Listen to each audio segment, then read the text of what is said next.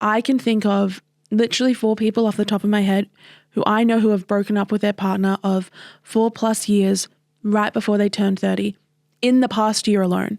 It is a huge phenomena. Psychologists even track this theory and can track this pattern of relationship dissolution in the late 20s. And they suggest that many long-term relationships either end or transition into marriage during this period. And it's actually quite a normal turning point for people. It's one of the most common times and time periods when people are likely to split up and to go their own way. So if you have been through a really seismic, terrible, life-shattering breakup at the end of your 20s or during your Saturn return, it's actually not that uncommon, and is actually probably a good thing that you have made this decision at this moment.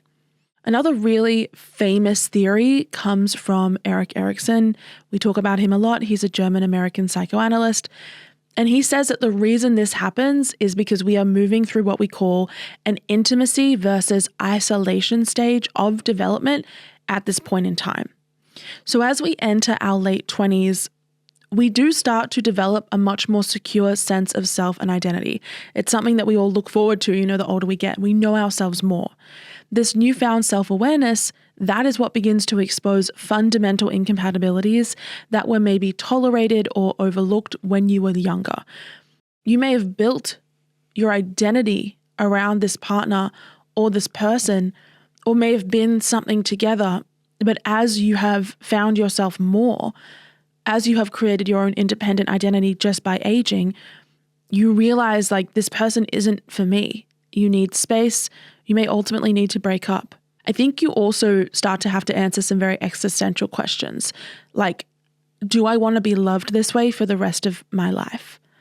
If this is all that love will ever be, is this enough?